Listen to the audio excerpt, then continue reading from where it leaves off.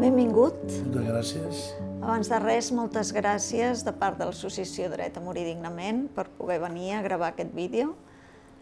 Ens ha semblat que era un bon moment. Estàs fent una obra sobre l'Alzheimer, per tant, era potser el moment adient per parlar sobre aquest tema.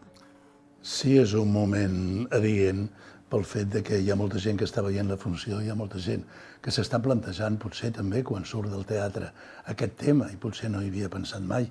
Aquesta és una de les coses que m'ha passat i m'està passant a mi.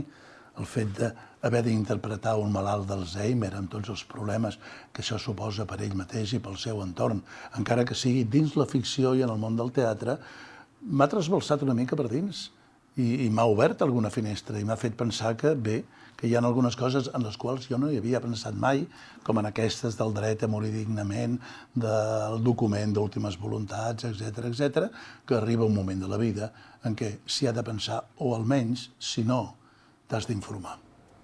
I això vinc, a informar-me. Perfecte, doncs som-hi. Som-hi.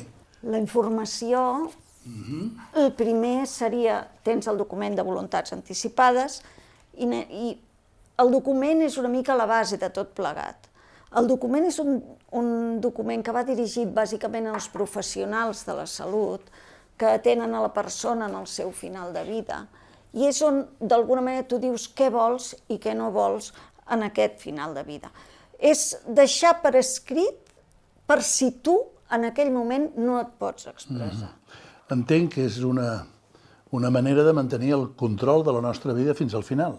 Sí, de mantenir la pròpia identitat.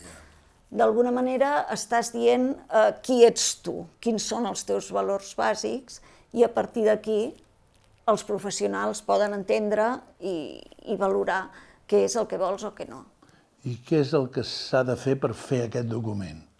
Nosaltres tenim un document on tu pots anar marcant quines són les teves prioritats. El document està preparat per fer-ho en base a creuetes. Aquí es van definint, mica en mica, quins són els teus valors perquè els professionals puguin entendre quins són els teus desitjos.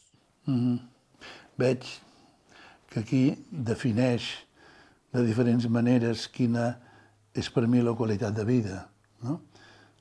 Podria ser la possibilitat de comunicar-me, no patir dolor físic o psíquic, tenir independència funcional, no perllongar de manera artificial la meva vida quan la situació sigui del tot irreversible. Això vol dir que aquestes són les situacions límits que s'haurien de respectar. Exacte. Una vegada escrit i documentat en el document de voluntats anticipades, els professionals saben exactament què és el que han de fer al respecte.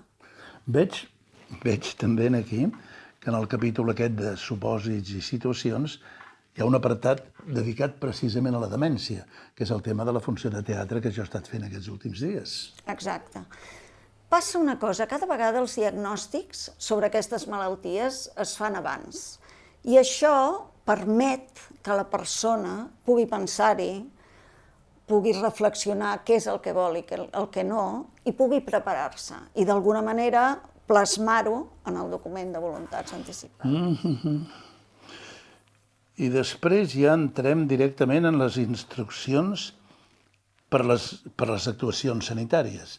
És a dir, instruccions pels metges que s'ocupen de tu en els últims moments, o quan arribi el moment.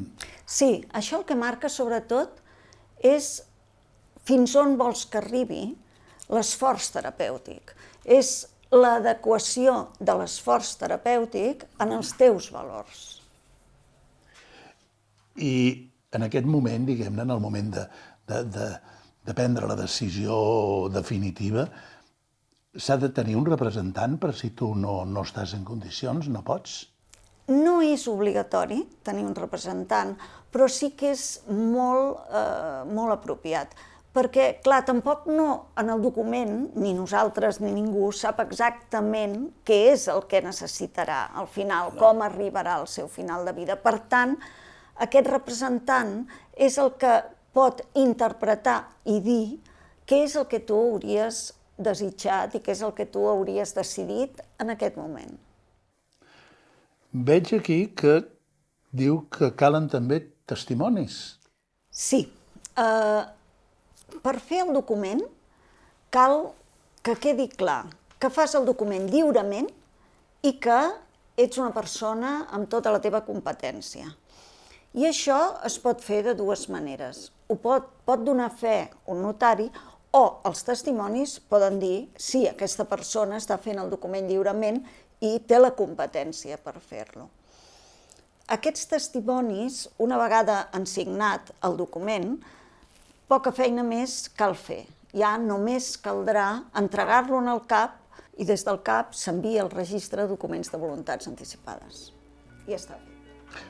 Molt bé, doncs amb tota aquesta informació sou vosaltres els que ara heu de decidir si voleu o no voleu signar aquest document de voluntats anticipades.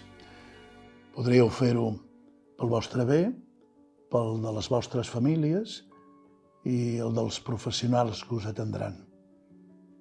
Seria un bon regal de comiat, no? I ells us ho agrairan, perquè una bona vida es mereix una mort digna.